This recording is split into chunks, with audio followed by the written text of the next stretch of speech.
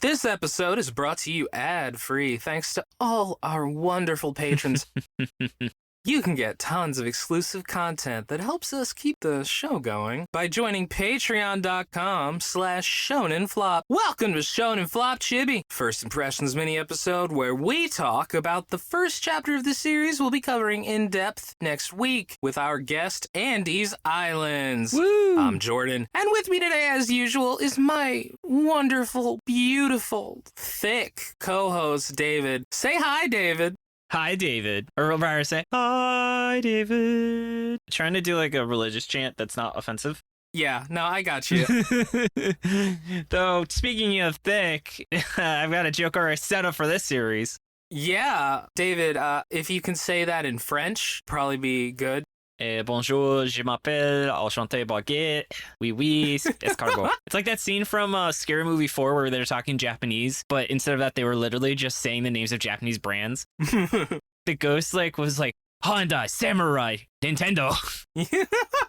Oh, David, but anyway, what series are we covering this week? We're talking about that dummy thick Butsu Zone, and no, I actually still don't know how I'm supposed to say it, because just calling it Butsu Zone just sounds funnier. That's funnier. I think it is Butsu Zone, but... Yeah, the Butsu is supposed to be a reference to Buddha, which is not, the series is not obscure with its references to Buddha. This might be the most religious series that we've covered, like genuinely religious. Like, yeah, a lot of manga that's like, oh, look, there's Christian imagery, but like, it's not actually Christian. No, this is Buddhist. Yeah. This is a Buddhist series, and it is serious about it. Mm-hmm. I'll get into more detail here. Yeah. The author is Hiroyuki Takei, which, oh, David, oh, I have so much nostalgia for this. He made Shaman King. I did a Shaman King reread last year. I actually dropped it on my reread because I just was like, oh, it really turns into a slog in the last quarter of the series. No, it's mid, but I really loved it as a kid. I had an Angel Fire site called Shaman Kingdom. Oh, God. What a great name. Yeah, it was bad, but that's okay. It was my first time with HTML. A love affair you've had ever since. Oh, yes. Though I have moved on to React. Oh, I do love that hypertext markup language. Oh, I can't wait to hear your reacts to this series. Anyway, this ran from February 18th, 1997 to July 1st, 1997. So this predates Shaman King. Yep. This was his first attempt, and it only got to 22 chapters and 3 volumes. I can't believe something this old actually is fully translated, because the translation is actually pretty good for a manga this old. For a manga this old, it's pretty good. I mean, it is way above some of the garbage we read, like Bokusan's translation or Philosophy School's translation. I will say this is better than Philosophy School. Oh, yeah. But you'd have to be really, really bad to be as bad or worse than Philosophy School. Yep. But also this series weirdly has a French moment, Yeah. which is apparently because it was scanlated from the French version. Mm-hmm. Yeah, which is hilarious. And they just were like, this is too much effort to redraw this to translate, so they just left it in French. Yeah, it's really funny. Tucker must have had a great time. Tucker, I believe, is fluent in French, so he must have enjoyed seeing the French when he was reading it. Oh, hell yeah. Like, there are tiny translations on the side that I didn't read, but they're there. This reminds me how I messaged Evan after our recording, because did you know that there's a really old manga joke where people, when they were translating yen into real currency, they would include Norwegian kroner, and that became a joke because one of the there was a really big scanlation group that translated English, but they were based in Norway, so they would give currency conversions in their currency, which seems insanely random if you don't know that the translator was Norwegian. Yeah, that's really funny. Yeah, I haven't seen that joke in a long time, but Love is War had it, where the translator was 100 yen is worth 8 kroner, and I was like, what? That doesn't help me. Yeah. So that just became a joke where people would list the kroner conversion. I love really old scanlations. For those who don't know, what's great about old school translations is that there's apparently a word in Japanese that basically means different levels of curse words depending on the context. Yep. So if you read old school Naruto, they just say fuck all the time. They're just always fuck, shit, goddamn that fucking Sasuke. It's really funny. Yep, because I know Japanese doesn't have curse words in the way that English does. It seems to be contextual. But anyway, speaking of context, why don't I give some context for this series? Yeah, Jordan's killing it. Hell yeah, this is the plot summary of the first chapter of Butsu Zone. So the Buddha was like really cool and basically a superhero, right? Yeah, he's a cool guy. Doesn't afraid of anything. Yeah, oh, that's an old meme. Anyway, some mafia dudes are messing with a Buddhist temple where a little girl lives. They try making fun of her kickin' rad statue of the Bodhisattva Kannon, who legends say possessed 1,000 arms to help people with. The mafia guys aren't religious though, clearly, until it moves. Ooh, a little boy named Sennju pops out to punish them for threatening a young girl, and it freaks the bad guys out so much that they run away. Sennju, it turns out, is an emissary of Bodhisattva Kannon from the Buddha's land, which I guess is just where all the Buddhas live. The girl, whose name is Sachi, wakes up in the temple to find her grandfather just kind of hanging out with that weird boy who saved her life. What the hell? How dare he? She is like weirdly angry about this, even though he saved her life. Sennju explains that he's a Buddha who lived in Buddha's country, which I think is what the Butsu Zone is. It's a little confusing how they word it. Yes, it's right next to the auto zone, though, actually. Yeah. Oh, yeah. Get in zone. Butsu Zone. That was literally, Andy just sent us like a mock-up of the art, and I just told our artist, like, hey, can you draw this mock-up? Hell yeah. So I'll see how she responds. It's a really good mock-up. Oh, yeah, it's great. He did an awesome job. Yeah, but anyway, Sennju melted with the statue in order to gain a physical form. Sennju was ordered to come to Earth in order to protect the Buddha Mirokou, who is supposed to show up, and I'm serious about this number, 5,670,000,000 years after the original Buddha died. I believe I've heard this before. I think that is actually the teaching in Buddhism. However, there was apparently, according to this manga, a translation error, and by years they also meant men. And it just so happens that the Earth's population has reached that number, which means it's time for Mirokou to be born and save all of mankind. Sennju must come and show him the path of enlightenment, as well as keep him from dying, I guess. Sachi thinks that Buddhas ain't shit because she's a poor orphan, and that fucking sucks. So she runs off. Her grandpa explains that he found her 10 years ago on David's birthday.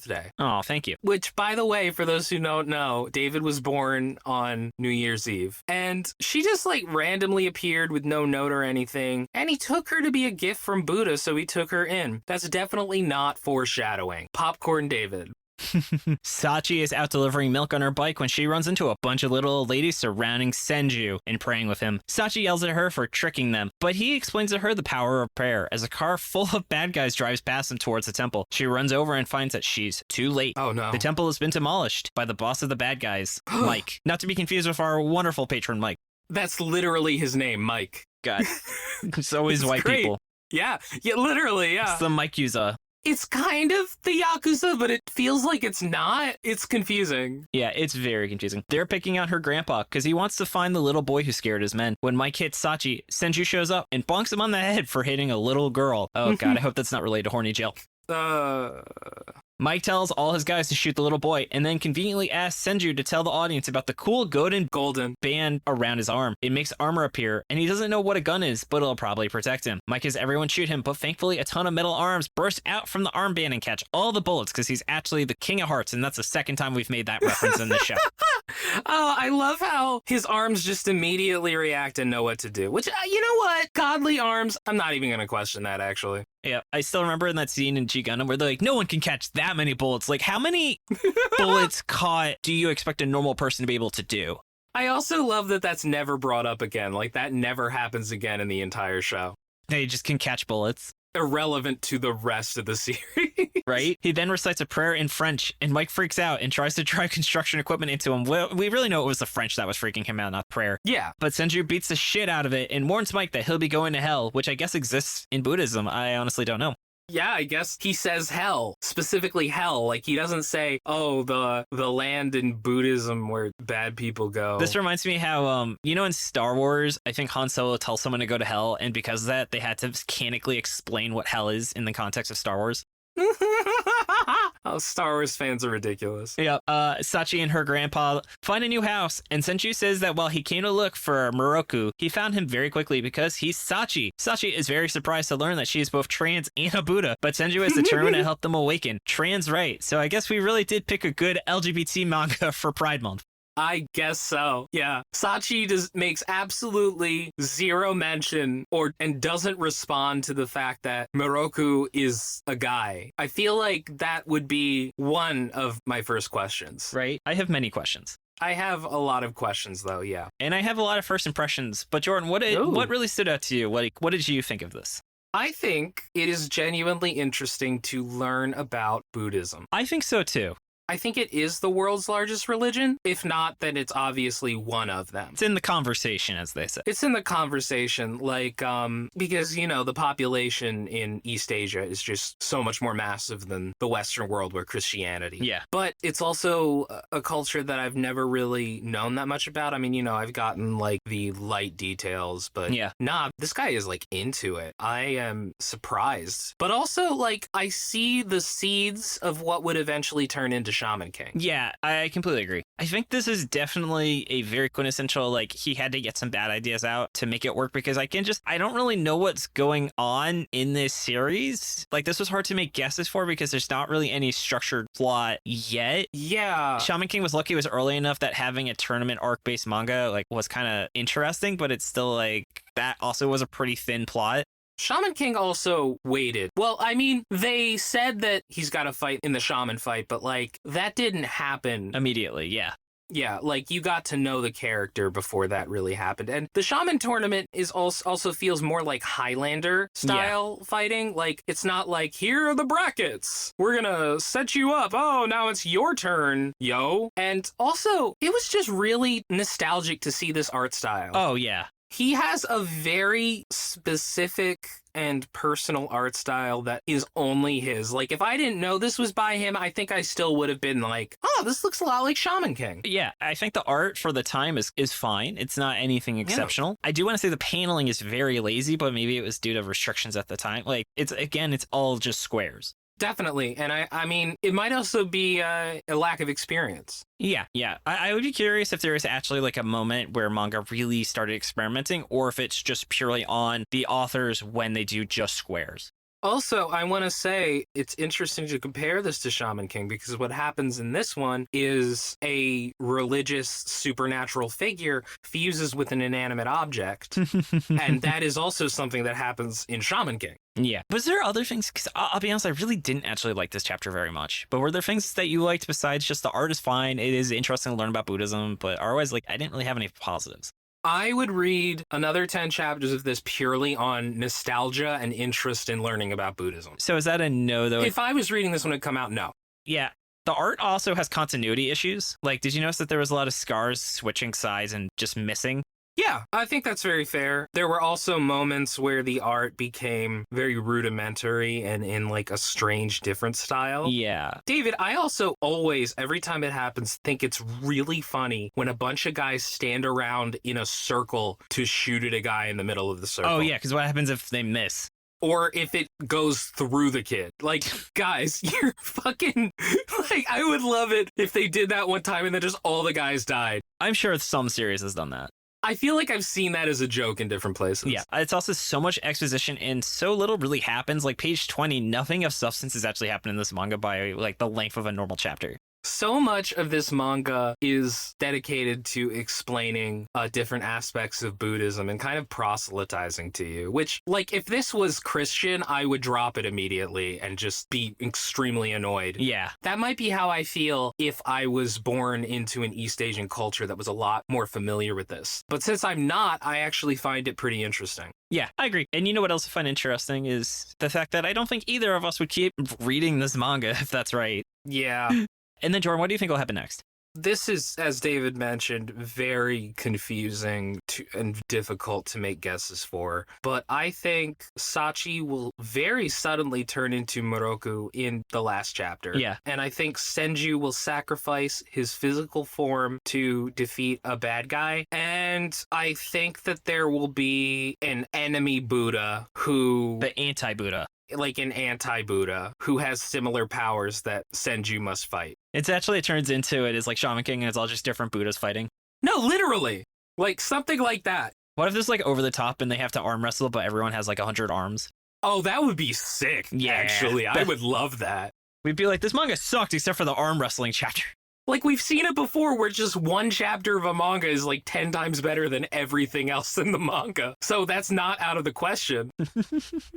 And David, what are your guesses? So I think there's going to be some sort of ham-fisted mecha element, much like Shaman King. I've heard the author is actually quite obsessed with mecha, but he never has like a good excuse just to make a mecha manga. I think that's fair. Remember how the X-Laws all just had like robots? Yeah. It turns out Sachi isn't the chosen one and it's a twist. Ooh. And I think Grandpa is actually like a badass warrior and he's going to come out of retirement. I think that's fair. Again, it's just there's not much to draw on. There is not. Like, I can't express to you, reader, how much of this chapter is just talking about Buddhism. Yeah. We don't get exposition on Sennju so much as Buddhism. David, what's your power? Mine is dilapidated. This is just really old-fashioned and not, I would say, in a great way where you've really seen how manga has really improved in 30 years since this came out. No, you see it in the way that Hiroyuki Takei actually improved a bit. That's kind of it. Oh, yeah, Shaman King is way better than this. Yeah, Shaman King is way better. It's definitely not the best, but I will always have a love for Shaman King, and it is absolutely better than this. What's your word?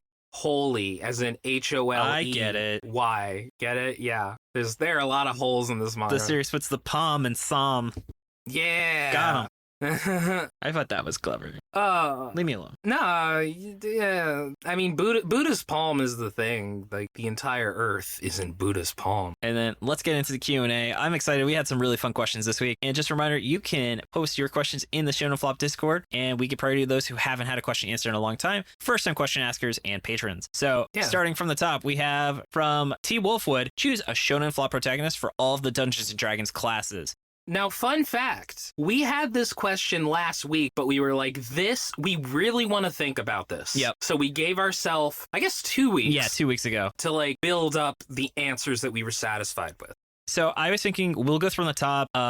We'll just say who we are. So just say the character from the series and we'll just list it. And then if you feel yours is better than mine, we'll argue about it. All right. And just a note, I think T. Wolfwood forgot Artificer, which is the only non-Player's Handbook class that is officially, I guess, canon for lack of a better word. And that is the Artificer. So we'll start with that. Jordan, who did you have? I had Harry Makito from Tricks Dedicated to Witches. That's a good one. That was, I think, on my list, but I had him elsewhere. I went with Uzumaki from Doranki, where they are both magical and an inventor. So I thought that really fit into like the Artificer, because if you weren't aware, Artificers can cast spells. I think that makes a lot of sense. I went to Harry Makito because he's magical, but the magic comes from things that he creates, and it's more about illusion than anything else. I mean, they're illusions, Mike. My thought was he doesn't directly build the stuff. What do you mean? Well, remember, he has, what's her name, Ashley, build the stuff for him. He just designs it. I mean, that's how all architecture works. I mean, Frank Lloyd Wright didn't literally build his houses. He just took credit for the people who did. I think for the sake of time, we might not be able to fully argue who has the better one, so maybe it's just good just to say in your explanation. Sorry, because I realized there's like 9 more to go through. For Barbarian, I had Kaname Tatara from Zip Man, because he is dumb and he likes punching things. I think that's fair. I had Kaido from Ayashimon because he is also dumb and likes punching things. But I thought there was a better dumb punch class, but we'll get into that in a second. Who did you have for Bard? I was actually shocked that we had the same person. Yeah, we both had the same idea. Which is Teppei Sasaki from Time Paradox Ghostwriter. I mean, it makes sense. It makes sense. I mean, here's the thing. This is a visual medium, and so it's very rare that you have an actual musician as, like, the main protagonist, unless, it's a manga specifically about music, which I don't think we have read on this show. No. I almost put in Tai from Double Taisei, but the thing is that that's just something he does in one chapter and is not relevant to the rest of the manga. Yeah, it's really not. No. And then, Jordan, for Cleric, I had Gomez from High School Family. I really like that. For me, I had just the main girl from Monster Tamer Girls. I don't remember her name because that manga is not super memorable. No, that's fair. Who'd you have for Druid? I had Tama from Nikowappa. That's a great call for a Druid. Yeah, because, like, Druids, their magic is animal-based, and all her magic is kitty-based. She's a good kitty cat. How about you? I had Moraking from Moraking. That is also really good choice. And then for Fighter, I had Dokusung from a Dark Mage. That makes a lot of sense. For me, I actually had Hellwarden Higuma. Interesting. I feel like fighters are more, I mean, they're more skilled. They do use weapons. And I feel like Higuma is definitely more skill-based than just dumb punching guy. And he has like a couple weapons that he uses. So I thought that was a good pick. I think that's totally fair. Also, Jordan. Yeah. And then Jordan, I actually had one of your picks for Monk. I actually had Maru from Ayashimon because he likes to punch things but uses his bare hands. That's very fair. I had Neru from, I thought that was just the easy route. Yeah, but it's easy because it makes sense. Totally makes sense. Yeah. And then Jordan, who'd you have as your ranger? So this is interesting because we picked the same manga but different characters. Yeah. I had Grimm from Hunter's Guild because she really knows the forest, she knows about monsters, and she has like a ton of different like weapons and stuff. A lot of them are like long range. Mm-hmm. I feel like she would be a good ranger. Yeah, I completely agree. And then I just said the main character, likewise, he's a hunter for the same reasons. Yeah, I mean, in the good part of Hunter's Guild, it's a Deuteragonist situation, and when it's bad, he becomes the protagonist. Yeah, and then Jordan, guess what? We actually have another agreement where we both book away from ITLC as a rogue. I can't believe we agreed again, but yeah, she's very much about subterfuge, and she wears disguises, she Sneaks in, she breaks into people's houses. Exactly. I couldn't think of anybody else who really did stuff like that and was like as sneaky and tricky as her. It's absolutely the right call. Yeah. And then Jordan, who was your paladin? My paladin was actually Kaname from Zitman. Where's the religious element play into it?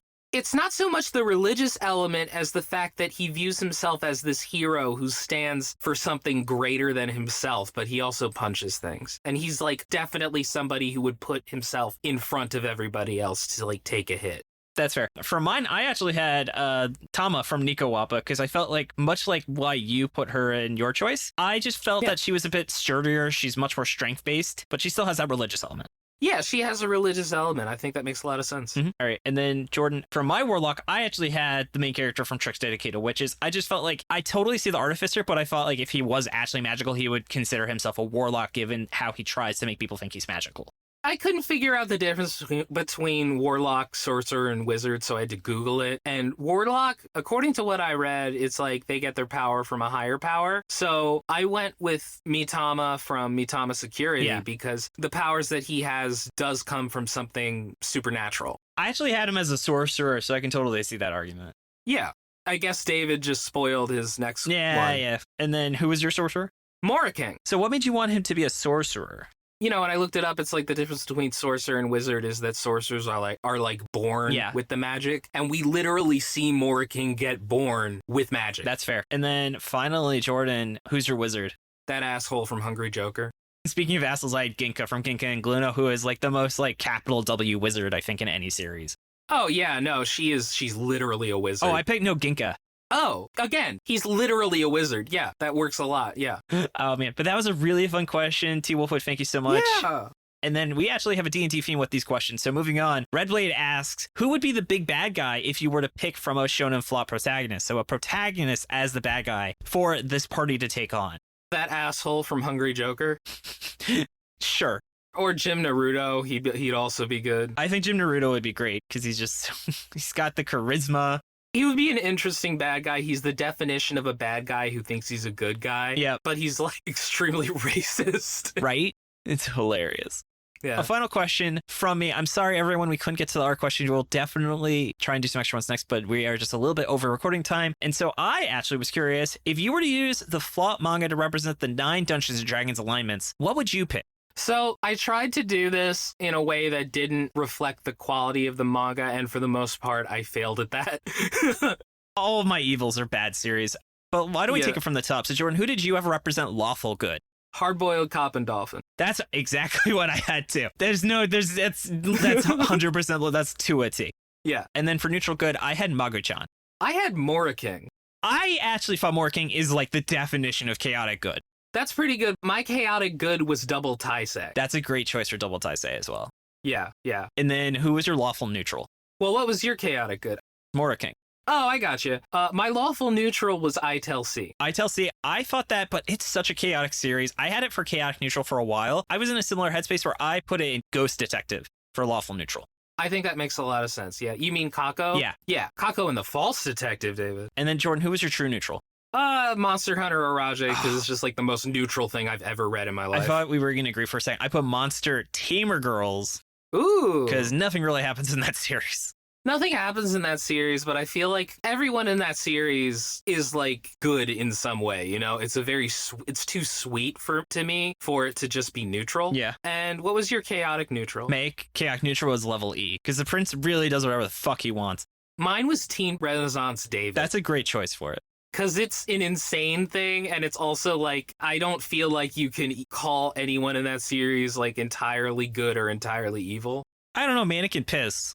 Mannequin Piss goes beyond morality. Yeah, he's your Renaissance ride or die. Yeah, and then for our next one, I think that we're going to agree with a lot of things. What was your lawful evil? I put Champagne because of those fucking boomers. I put Tokyo Shinobi Squad because... That's a great choice for a lawful evil.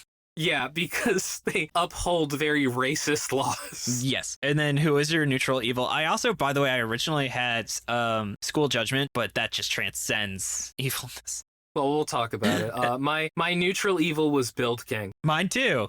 Yeah! I don't feel like we need to explain why other than it fucking sucks. Yeah. And then speaking of fucking sucks, what was your chaotic evil? It was actually School Judgment because... I know that they're lawyers, but School Judgment is illegal. It is an illegal manga to me. I actually had Ginka and Luna in because it's bad, and it's also absolutely chaotic in what goes on in that series.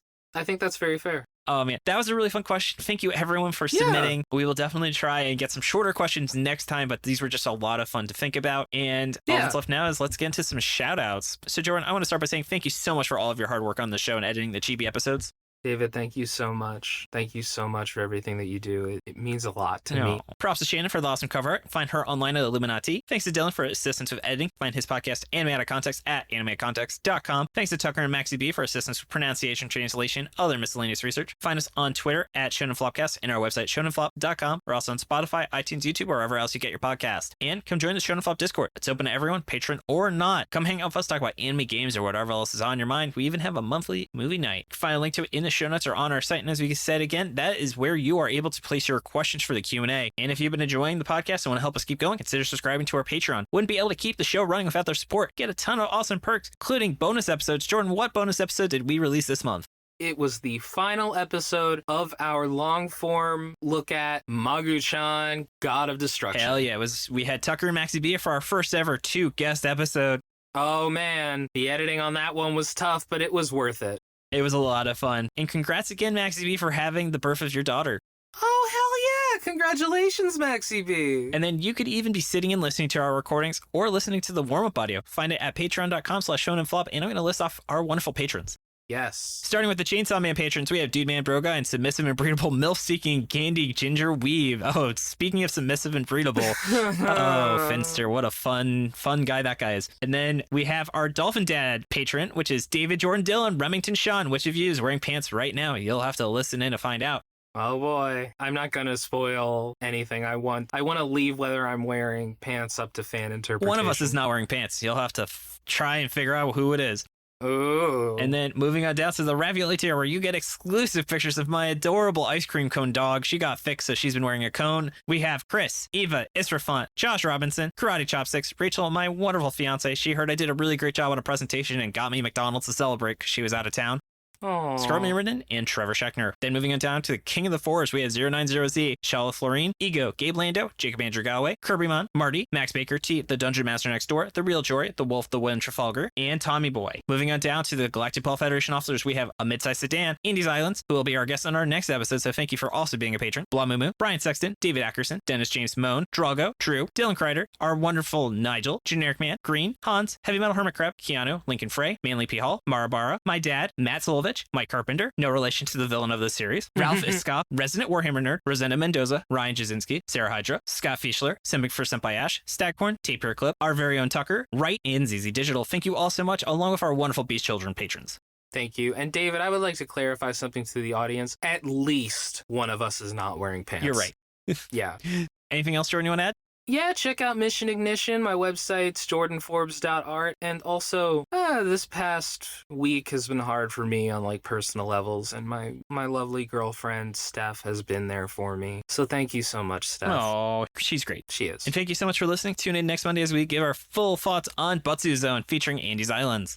This has been Jordan. This has been David. And you've been listening to Shonen Flop. David, say it. Keep on flopping floppers.